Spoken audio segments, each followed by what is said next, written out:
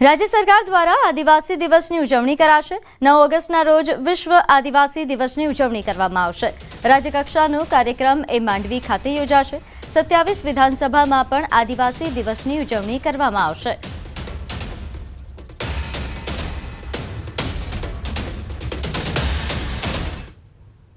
समग्र गुजरात में 27 विधानसभानी अंदर आ कार्यक्रम थवानो छे, जेमां दरेक मंत्रीश्रीने जवाबदारी आपवामां आवेली छे। तेना भागरूपे दरेक मंत्रीओ पण पोतपोताना जवाबदार जिल्लानी अंदर जईने ए कार्यक्रम करवामां आवशे। छोटाउदेपुर तालुकाना सिंगला गाम पासे स्टेट R&B ना मार्ग पर खाड़ा पड्या छे। पहला खाड़ाने लईने राहदारीओने हालाकी भोगवવાનો वारो આવ્યો છે। નોંધનીય છે કે છોટાઉદેપુરથી ક્વાંટને જોડતો માર્ગ છે। તંત્ર દ્વારા નિષ્કાળજી લેવાતી હોય છે, જેને લઈને લોકો નારાજ છે। 108ની એમ્બ્યુલન્સને પણ હોસ્પિટલ સુધી પહોંચતા મુશ્કેલીઓ પડે છે। 108ના કર્મચારીઓને પડી રહેલી મુશ્કેલી दूर કરવા પડેલા ખાડા પૂરવામાં આવ્યા, જેનો વીડિયો વાયરલ થયો। જે કામ માર્ગ મકાનના કર્મચારીએ કરવું જોઈએ તે કામ અહીં આરોગ્ય કર્મીઓએ કર્યું।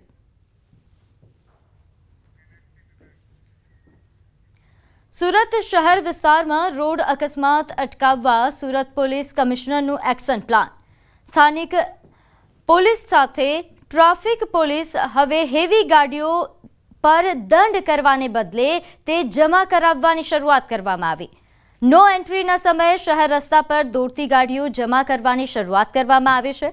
અત્યાર સુધી 500 અને 1000નો દંડ ભરી ભારે વજનવાળા જે વાહનો છે, ભારે વાહનો છે, તે રસ્તા પર દોડતા હતા। પરંતુ હવે પોલીસે જાહેરનામાનો ભંગ બદલ ગુનો માલિક અને ડ્રાઈવર પર નોંધવા સાથે ટ્રકો જમા કરાવી લેવા તેમજ આરટીઓનો મસ્ત મોટો દંડ આપવા માટેનું આખું પ્લાન ઘડવામાં આવ્યો છે। તો અકસ્માતોની ઘટનાને લઈને આ અભિયાન શરૂ કર્યું છે।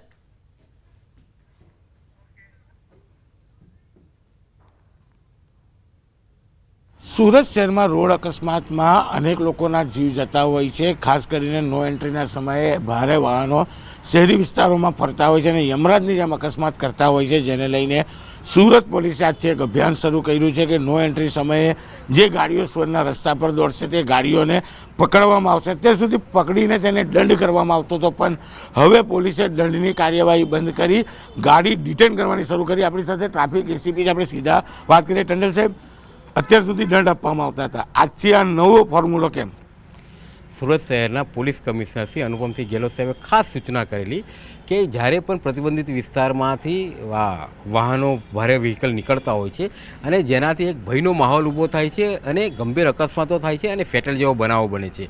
આ વારંવાર થતું હોય, જેથી આવા જે વ્હીકલો જે છે જે પ્રતિબંધિત સમયનો ભંગ કરી જાહેરનામાનો ભંગ કરીને નીકળે છે એવા તમામ વાહનોને અમે ડિટેન કર્યા છે અને એના જો માલિકોની પણ આમાં જો બેદરકારી જણાશે તો એના વિરુદ્ધ પણ કાર્યવાહી કરવા આવશે અને જાહેરનામાનો ભંગ બદલ પણ એના વિરુદ્ધ FIR પણ કરવામાં આવશે। શહેરના રસ્તા પર દોડી ભય ઊભા કરતા ટ્રક ડ્રાઈવરોને નો એન્ટ્રીના સમયે એન્ટ્રી કરવી હવે સુરત શહેરમાં ભારે પડશે। કેમેરામેન જીગર ગુગલ સાથે કીર્તેશ પટેલ, ન્યૂઝ 18 ગુજરાતી, સુરત।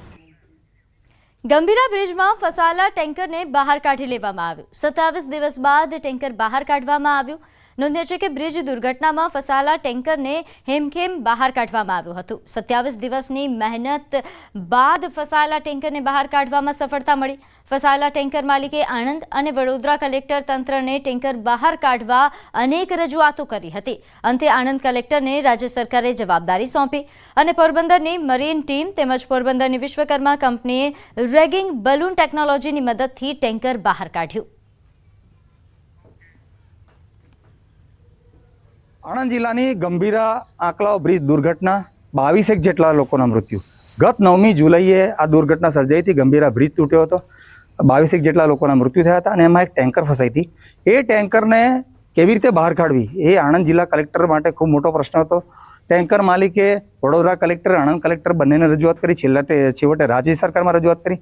રાજ્ય સરકારે આણંદ કલેક્ટરને જવાબદારી સોંપી અને પોરબંદરની વિશ્વકર્મા કંપની પોરબંદર મરીન લાઇન્સથી બી મદદ લેવામાં આવી કે ભાઈ કેવી રીતે આ સફળતાપૂર્વક આ ટેન્કરને કોઈ પણ જાતના નુકસાન વગર બહાર કાઢી શકાય। ચોક્કસ હું દ્રશ્યમાં બતાવવા માંગીશ કે આ એક બલૂન છે ખૂબ લાંબુ અને બલૂનની આખી એક સિસ્ટમથી આ ટેન્કરને સફળતાપૂર્વક બહાર કાઢવામાં આવી છે. લગભગ ગઈકાલે રાત્રે લગભગ 2 થી 2.5ના ગાળામાં સફળતાપૂર્વક આ ટેન્કરને બહાર કાઢવામાં આવ્યું છે. ચોક્કસ કહી શકાય કે જે પોરબંદરની વિશ્વકર્મા કંપની છે એના 22 જેટલા કર્મચારીઓ ટેન્કરને બહાર કાઢવા માટે કામે લાગ્યા હતા. એમની જે જુદી જુદી અદ્યતન જે સામગ્રી છે, સાધનો છે, એને લઈને એ લોકો અહીં આવ્યા હતા. હંગામી ધોરણે એમણે આ બ્રિજ ઉપર એક ટેમ્પરરી ઓફિસ પણ ઊભી કરેલી છે અને ચોક્કસ કહી શકાય કે આજે 27 દિવસ જેટલા સમયગાળાઓ પસાર થયા બાદ સફળતાપૂર્વક આ ટેન્કર બહાર કાઢી શકાયું છે. જનક જાગીરદાર, ન્યૂઝ 18 ગુજરાતી, ગંભીરા. તો ગંભીરા બ્રિજ દુર્ઘટનામાં વધુ એકનું મોત થયું. બોરસદ તાલુકાના નાની શેરડી ગામના યુવાન દિલીપ પઢિયારનું મોત. મૃતક દિલીપ બાઇક પર નોકરી જઈ રહ્યો હતો અને બ્રિજ તૂટતા બાઇક સાથે મહીસાગર નદીમાં પટકાયો હતો, જેનું રેસ્ક્યુ કરી સારવાર હેઠળ ખસેડાયો હતો. સારવાર દરમિયાન યુવકનું મોત નીપજ્યું. મૃતક દિલીપ પઢિયારનો મૃતદેહ ગામમાં લવાતા ગામના લોકો હિબકે ચડ્યા. પરિવારજનોમાં શોકનો માહોલ ફેલાયો છે.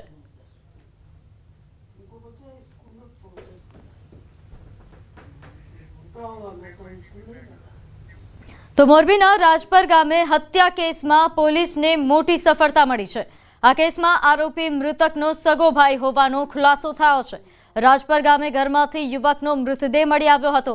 આ મામલે પોલીસને મૃતકના ભાઈ પર શંકા જતા પોલીસે તેની આકરી પૂછપરછ કરતા તેણે જ હત્યા કર્યા હોવાની કબૂલાત કરી. આરોપીનો ભાઈ કંઈ કામ કરતો ન હતો અને લોકો પાસેથી પૈસા લેતો હતો, જેના કારણે બંને વચ્ચે માથાકૂટ થઈ હતી, જેમાં આ ઝઘડો જીવલેણ બન્યો. આ કેસમાં પોલીસે આરોપીની ધરપકડ કરી લીધી છે.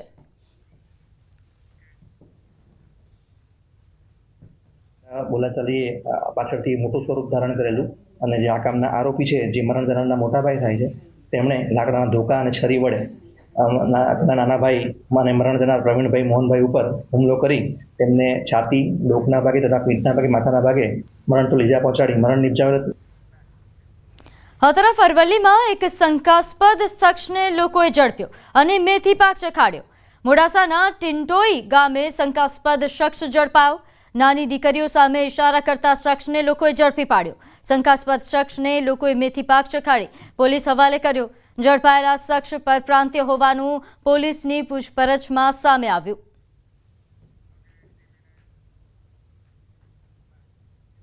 અમદાવાદની એક ક્લબમાં બબાલ થઈ. એલિસ બ્રિજની ઓરિયન્ટ ક્લબમાં બબાલના દ્રશ્યો સામે આવ્યા. ક્લબની બબાલના વિડીયો સામે આવ્યા છે, જેમાં એક સિનિયર સિટીઝનને બેલ્ટના પટ્ટેથી માર મારતા હોય તેવો વિડીયો વાયરલ થઈ રહ્યો છે. ભદ્રેશ શાહ અને તેના પરિવારની મેમ્બરશિપ રદ થવા મામલે બબાલ થઈ હતી. એલિસ બ્રિજ પોલીસે વધુ તપાસ શરૂ કરી છે. તો ક્લબની બબાલના વિડીયો જે સામે આવ્યા છે, નોંધનીય છે કે અહીં એક બુજુર્ગને બેલ્ટના પટ્ટેથી માર મારવામાં આવ્યો હતો, જેનો વિડીયો વાયરલ થઈ રહ્યો છે. લોકો આ વ્યક્તિ પર ફિટકાર વિરસાવી રહ્યા છે. તો અમદાવાદના ઓઢવમાં કન્સ્ટ્રક્શન લિફ્ટનો વાયર તૂટ્યો. 2 મજૂરો 50 ફૂટ ઊંચે લટકી ગયા. ફાયર બ્રિગેડની ટીમે દોરડું નાખીને બંનેનો જીવ બચાવ્યો. તો ઓઢવના દ્રશ્યો છે કે જ્યાં કન્સ્ટ્રક્શન લિફ્ટનો વાયર તૂટ્યો, જેના કારણે 2 મજૂરો ફસાયા હતા, જેનું ફાયર બ્રિગેડની ટીમે બંનેનું રેસ્ક્યુ કર્યું. સફળતાપૂર્વક રેસ્ક્યુ કરવામાં આવ્યું, જેના દ્રશ્યો પણ સામે આવ્યા છે. તો ઓઢવના દ્રશ્યો છે.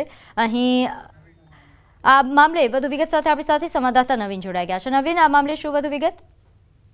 પ્રીતિ, જે રીતે ઓઢવ વિસ્તારમાં એક બિલ્ડિંગનું કામકાજ ચાલી રહ્યું હતું, તે દરમિયાન 2 મજૂરો જે ઉપર હતા, ત્યારે કન્સ્ટ્રક્શન લિફ્ટની જે વાયર તૂટી પડતા તે લોકો ક્યાંક ને ક્યાંક ફસાઈ ગયા હતા અને 50 ફૂટ ઉપર ફસાઈ ગયા હોવાથી તાત્કાલિક ફાયર બ્રિગેડને જાણ કરવામાં આવી.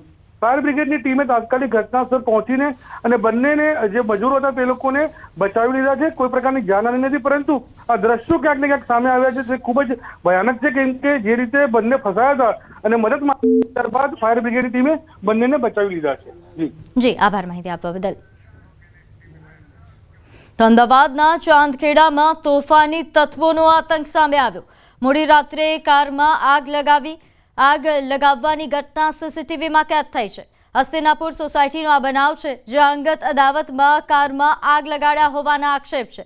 ફરિયાદી પોલીસ સ્ટેશન પહોંચ્યા હતા. પોલીસે સમગ્ર મામલે તપાસ શરૂ કરી છે. હાલ આ ઘટનાના સીસીટીવી સામે આવ્યા છે, જે વાયરલ થઈ રહ્યા છે.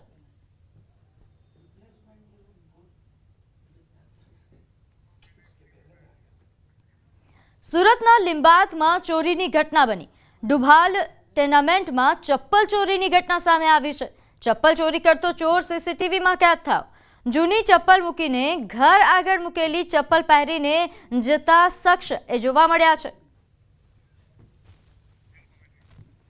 તો ડુભાલ ટેનામેન્ટ નો આ બનાવ છે, જેમાં એક શખ્સ પોતાની જૂની ચપ્પલ મૂકે છે અને ત્યાંથી નવી ચપ્પલ પહેરીને જતો દેખાય છે, જેના સીસીટીવી હાલ ખૂબ વાયરલ પણ થઈ રહ્યા છે. સુરતનો આ બનાવ છે, જ્યાં એક ટેનામેન્ટની બહાર કે જ્યાં ચપ્પલ રાખવામાં આવ્યા છે ત્યાં ચોરીની આ ઘટના કેદ થઈ. અમદાવાદ પકડાયેલા 5 આતંકીઓ મામલે મોટો ખુલાસો. મહિલા આતંકી સમા પરવીનની તપાસમાં ખુલાસા થવા પામ્યા છે. સમા પરવીને કરેલી સોશિયલ મીડિયા પોસ્ટ સામે આવી. સમાએ પાકિસ્તાન ચીફ અસીમ મુનીરને સંદેશો લખ્યો હતો. ભારત પાકિસ્તાન સંઘર્ષ દરમિયાન પ્રોજેક્ટ ગજવા ઉલ હિન્દ પ્રોજેક્ટ ખિલાફત શરૂ કરવા માટે પોસ્ટ લખી. ભારતમાં ખિલાફત વ્યવસ્થા સ્થાપિત કરવા અંગે ઉલ્લેખ કર્યો છે. ભારતમાં હિંસા માટે ઉશ્કેરણીજનક ભાષણોનો પણ ઉલ્લેખ કરવામાં આવ્યો છે. હિન્દુ સમુદાય અને આગેવાનોને નિશાન બનાવવાનો પણ પોસ્ટમાં ઉલ્લેખ થઈ રહ્યો છે. લાહોરની લાલ મસ્જિદના ઇમામ અબ્દુલ અઝીઝના બયાનનો પણ ઉલ્લેખ કરવામાં આવ્યો હતો. જેને મામલે વધુ વિગત સાથે આપણી સાથે સંવાદદાતા નવીન જોડાઈ ગયા છે. નવીન, શું વધુ વિગત? જે રીતે વાત સામે આવી રહી છે કે જે 5 આતંકીઓ પકડાયા હતા, જે AQISના, તેમની પૂછપરછમાં જે મુખ્ય આરોપી સમા પરવીન, તેની જે સોશિયલ મીડિયાના જેની તપાસ કરતા અનેક વિડીયો જે મળી આવ્યા છે, જે દેશ વિરોધી છે અને ખૂબ જ ખતરનાક હોવાની સામે આવી રહ્યું છે. તેની સાથોસાથ તપાસ સામે આવ્યું છે કે જે સમા પરવીન છે તે ક્યાંક ને ક્યાંક સોશિયલ મીડિયા પર તેને ભારત પાકિસ્તાન સંઘર્ષ દરમિયાન પ્રોજેક્ટ ગજવા ઉલ હિન્દ પ્રોજેક્ટ ખિલાફત શરૂ કરવા પોસ્ટ લખી હતી અને તેને સમા પરવીને જે પાકિસ્તાનના ચીફ છે અસીમ મુનીરને પણ એક સંદેશ લખ્યો હતો. તો આ પ્રકારની દેશ વિરોધી ગતિવિધિમાં તેનું સંડોવણી છે એ સ્પષ્ટ દેખાઈ આવે છે અને એટી આ તમામ વસ્તુને પુરાવા તરીકે એકત્રિત કરવાની કામગીરી છે તે પણ કરી રહી છે. પ્રીતિ જી, આભાર માહિતી આપવા બદલ. શુક્રવારે ગુજરાતમાં ભાજપની મહત્વની બેઠક ગાંધીનગર કમલમ ખાતે બેઠક મળશે. CR પાટીલના અધ્યક્ષતામાં આ બેઠકનું આયોજન કરવામાં આવશે. સંગઠન મહામંત્રી રત્નાકરજી અને સાંસદ VD શર્માની વિશેષ ઉપસ્થિતિમાં આ બેઠક મળશે, જેને લઈને વધુ વિગત સાથે આપણી સાથે સંવાદદાતા ગૌતમ જોડાઈ ગયા છે. ગૌતમ, બેઠક અંગે વધુ વિગત જણાવશો? જી બિલકુલ, ભારતીય જનતા પાર્ટીની શુક્રવારે એક મહત્વની બેઠક મળવા જઈ રહી છે. કમલમ ખાતે જે પ્રદેશ કાર્યાલય ભારતીય જનતા પાર્ટીનું છે ત્યાં બેઠક મળવાની છે અને બેઠક પ્રદેશ પ્રમુખ CR પાટીલના અધ્યક્ષસ્થાને મળવાની છે. જો કે તેમાં સંગઠન મહામંત્રી રત્નાકરજી અને સાંસદ VD શર્માની વિશેષ ઉપસ્થિતિમાં આ બેઠક જે છે તે મળવાની છે. તેમાં તમામ ધારાસભ્યો, સંસદ સભ્યોને હાજર રહેવા માટેનું ફરમાન જે છે તે પણ કરવામાં આવ્યું છે. મહત્વનું સાથે એ છે કે બેઠક જે છે તે તિરંગા યાત્રાના આયોજન અંગે મળવાની હોય તે પ્રકારની વાત સામે આવી રહી છે, કારણ કે રાજ્યભરની અંદર ભારતીય જનતા પાર્ટી વિધાનસભા વાઇઝ તિરંગા યાત્રાનું આયોજન કરવા જઈ રહ્યું છે અને આયોજન માટે થઈ અને વિશેષ આ બેઠક જે છે તે યોજાશે તે પ્રકારના એંધાણ અત્યારે તો વર્તાઈ રહ્યા છે. જી, આભાર માહિતી આપવા બદલ.